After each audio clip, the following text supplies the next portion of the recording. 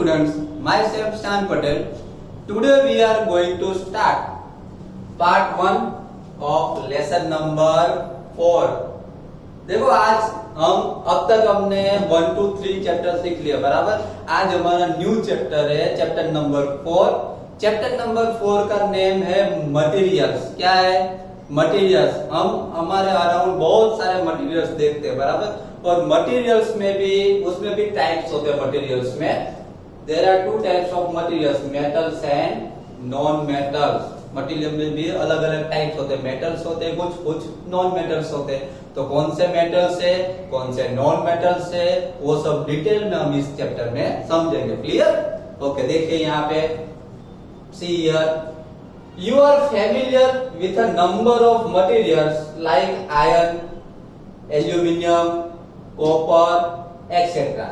देखिए बच्चों, आपके अराउंड आप देखेंगे तो आपको बहुत सारे मटेरियल्स देखने को मिलेंगे। जैसे कुछ मटेरियल जो होंगे, कोई थिंग्स होगी, कुछ आयरन में से बनी होगी, कोई थिंग्स है वो एल्यूमिनियम में से बनी होगी, कोई थिंग्स है वो कॉपर में से बनी होगी।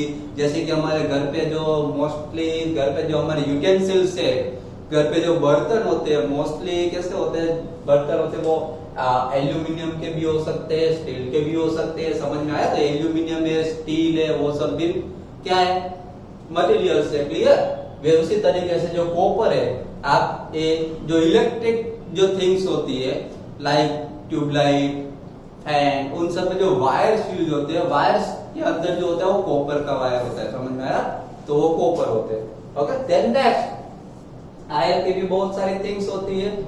ओके, देन अभी समझ लीजिए कि आपके दिमाग में क्वेश्चन हो कि सर अभी हमको पता कैसे चलेगा कि ये जो मटेरियल्स है, आपने नेम्स तो दे दिए बराबर, बहुत सारे मटेरियल्स होते हैं like iron, aluminium, copper, steel, ऐसा बहुत सारे मटेरियल्स होते हैं। लेकिन ये जो अलग अलग टाइप के जो मटेरियल्स है उसमें कौन सा मेटल है, कौन सा नॉन मेटल्स है, वो हमें कैसे पता चलेगा?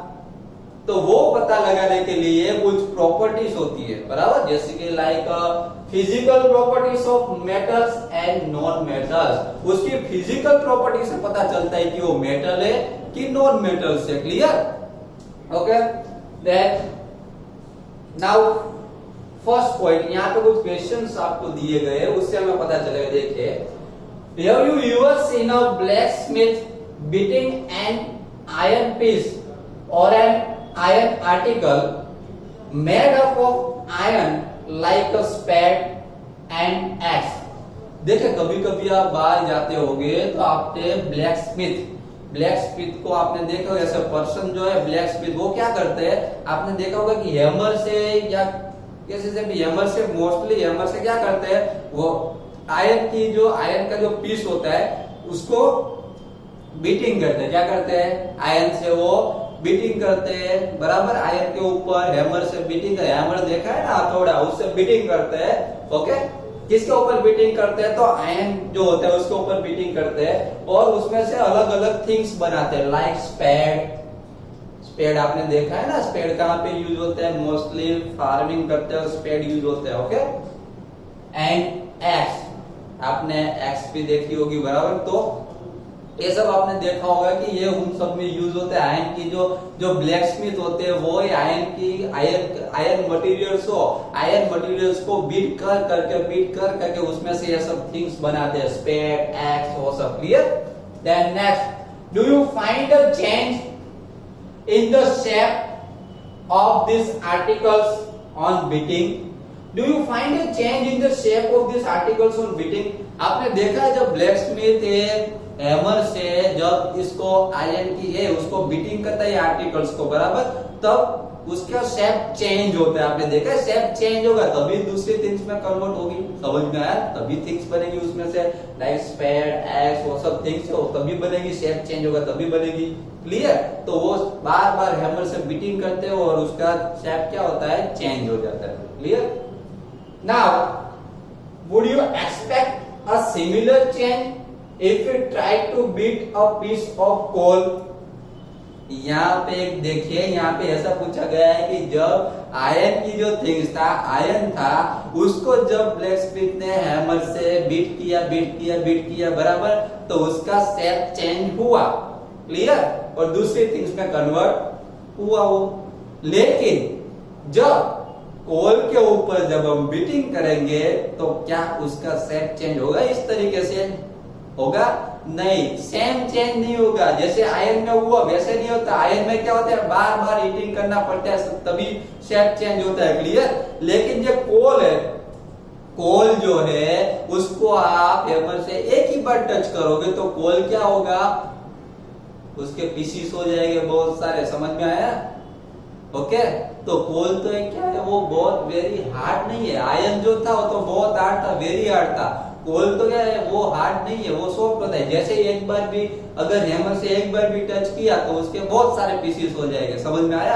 उसका पाउडर बन जाएगा, समझ में आया? तो ये डिफरेंस है मेटल और नॉन मेटल में, ये डिफरेंट है। मेटल जो होते हैं उसकी कैरेक्टरिस्टिक जो होती है, मेटल हार्ड होता है, क्लियर, और नॉन मेटल इतना हार्ड नहीं होता, समझ में आया? मेटल और नॉन मेटल में थोड़ा डिफरेंस होता है इस तरीके से।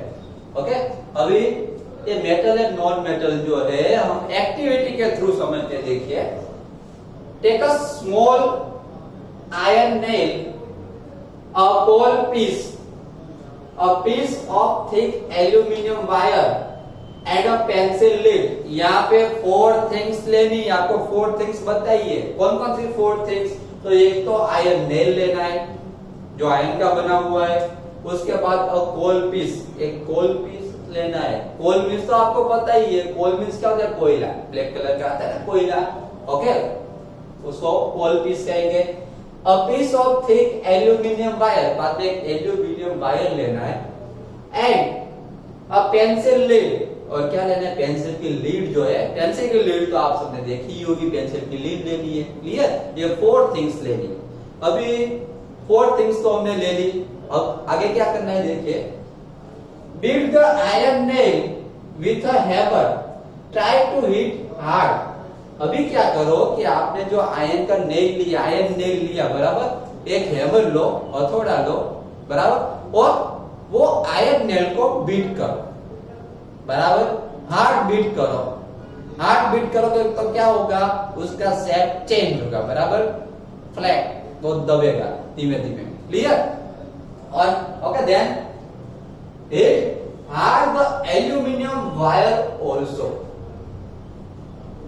बाद में क्या करो कि एल्यूमिनियम वायर जो है, एल्यूमिनियम वायर को भी इसी तरह, एल्यूमिनियम वायर को उसको भी हैमर से उसके ऊपर क्या करो, हैमर से उसको बीट करो, क्लियर। तो एल्यूमिनियम वायर जो है वो भी ऐसे दब जाएगा, फ्लैट हो जाएगा, clear. then repeat the same kind of treatment on the coal piece and pencil lead। आपने आयरन नेल को बीट किया, उसके बाद ये जो वायर जो है एल्यूमिनियम वायर, उसके ऊपर बीट किया, दोनों क्या हुए, दब गए, फ्लैट हुए बराबर। उसके बाद यही प्रोसेस आपको कोल जो है, कोल पीस है, उसके ऊपर हैमर से करना है, एंड कोल पीस के बाद हमने दूसरा क्या लिया, पेंसिल लीड, पेंसिल लीड ली, उसके ऊपर भी हैमर से प्रेस करना। अभी यहाँ पे कोल पीस एंड पेंसिल लीड जो है वो तो इतनी हार्ड नहीं होती बराबर, जैसे कि आयरन और एल्यूमिनियम होता है वो फ्लैट हो जाता है, ऊपर से मारते तो दब जाता है। लेकिन ये कोल और पेंसिल लीड जो है, एक बार भी हम उसको हीट करेंगे तो क्या होगा, उसके बहुत सारे पीसेस हो जाएंगे, पाउडर में कन्वर्ट हो जाएगा, क्लियर। ओके, देन नाउ यहाँ पे देखिए, यहाँ पे एक आपको टेबल दिया हुआ है, क्लियर। उसमें टेबल में क्या, देखो ऑब्जेक्ट दिए, टेबल में ऑब्जेक्ट मटेरियल्स, फर्स्ट कॉलम में आपको ऑब्जेक्ट मटेरियल्स दिए, और सेकंड कॉलम में आपको ये दिख रहा है कि चेंज इन शेप, फ्लैटन और ब्रेक इनटू पीस। आपको यहाँ पे ये दिखाना है कि ये जो मटेरियल्स है उसको हम हैमर से अगर बीट करें तो वो उसका शेप फ्लैटन होगा। फ्लैटन मींस क्या होता है, फ्लैट मींस दब जाना बराबर, ऊपर से हम प्रेस करते तो वो दब जाता है, क्लियर। एंड या और ब्रेक इनटू पीसेस, या यो फ्लैटन होता है कि ब्रेक इनटू पीसेस, पीसेस में ब्रोक होके टूट के पीसीस हो जाते हैं उसके बराबर, वो आपको हमको दिखाना है। तो हमारे पास फर्स्ट नंबर जो है वो है आयरन नेल। तो हमको ये दिखाना है, यहाँ पे ये हमको रिटर्न में चाहिए, ये लिखना है कि आयरन नेल जो है उसको हमने हैमर से बीट किया तो वो क्या हुआ, फ्लैटन हुआ कि उस ब्रेक इनटू पीसेस, या फिर वो पीसेस में कन्वर्ट हो गया। तो हमको पता है कि आयरन नेल को जब हमने हैमर से बीट किया तो क्या हुआ, फ्लैटन। क्या हुआ, फ्लैटन हो गया, बराबर, दब गया हो। उसके बाद कोल पीस, जब हमने कोल पीस के ऊपर अगर हम हैमर से प्रेस करेंगे तो कोल पीस का तो क्या हो गया, वो तो सॉफ्ट होता है, तो ब्रेक इनटू पीसेस क्या हो जाएगा,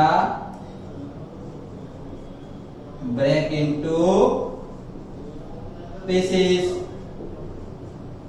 उसके बहुत सारे पीसेस हो जाएंगे, बराबर, clear. And then aluminium wire हम लेंगे, उसको हैमर से ऊपर प्रेस किया तो एल्यूमिनियम वायर भी क्या हो जाएगा, फ्लैटन। समझ में आया, एल्यूमिनियम वायर भी क्या होगा, फ्लैटन, वो भी दब जाएगा। एंड देन पेंसिल लीड के ऊपर अगर मैं हैमर से हैमर के मैंने बीट किया तो पेंसिल लीड भी क्या होगा, वो भी कोल की तरह ही होगी, कोल में जैसा था, क्या होगा, ब्रेक इनटू पीसेस। समझ में आया, क्लियर, ओके। देन नाउ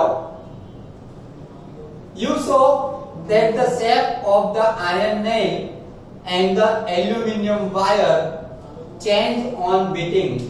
आपने यहाँ पे देखा, क्या देखा आपने, कि जब हमने आयरन नेल के ऊपर और एल्यूमिनियम जो वायर था उसके ऊपर जब हमने बीटिंग किया तो वो क्या हो गया, उसका शेप चेंज हुआ, चेंज ऑन बीटिंग, उसका शेप क्या हुआ, चेंज हो गया। समझ में आया, वो फ्लैटन हो गए, दब गए। If they were beaten harder, this could be changed into sheets। अगर हम उसको ज्यादा हार्डन और ज्यादा अगर हम उसको बीट करेंगे तो उसकी शीट बन जाएगी पूरी। समझ में आया, पूरा दब जाएगा, शीट बन जाएगी, clear. And then now you might be familiar with silver foil used for decorating sweets। आपने देखा होगा कि हम जब हलवाई की दुकान पे जब स्वीट्स लेने जाते हैं तो पैकेट में जब हमको स्वीट्स मिलती है, बराबर, तो स्वीट्स के ऊपर आपने देखा होगा कि स्वीट्स के ऊपर सिल्वर फॉइल लगा हुआ होता है, बराबर। स्वीट्स के ऊपर आपने देखा होगा सिल्वर फॉइल होता है, तो वो इसी तरीके से बनता है। You must also be familiar with the aluminium foil used for wrapping food. देखो यहाँ पर भी जब फूड जो होता है, फूड को रैपिंग करने के लिए मोस्टली फूड शॉप में फूड को रैपिंग करने के लिए ये उसके ऊपर एल्यूमिनियम फॉइल यूज करते हैं, एल्यूमिनियम फॉइल में रखते हैं, जिससे फूड जो है इजीली कोल्ड ना हो जाए, बराबर। हॉट फूड जो गरम इजीली वो फटाफट कोल्ड ना हो जाए, इसलिए उस पर एल्यूमिनियम फॉइल रखते हैं, okay. Then the property of metal by which they can be beaten into thin sheets is called the malleability। देखो यहाँ पे malleability की डिफाइन दी है हमको कि metal, the property of metal by which they can be beaten। ऐसा कोई भी मटेरियल जिसको अगर हम बीट करें, बराबर, जिसको हम बीट करने की वजह से उसका शेप चेंज हो जाए, बराबर, उसको हम बोलेंगे और वो थिन शीट में कन्वर्ट हो जाएंगे, उसको हम कहते हैं, उस प्रॉपर्टी को हम बोलेंगे malleability property, okay, clear. Then now this is a characteristic property of metal. तो ये मेटल की कैरेक्टरिस्टिक प्रॉपर्टी है, बराबर, मेटल में इस तरीके से होता है।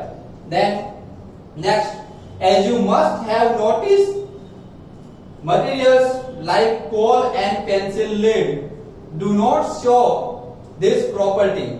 Can we call this metals?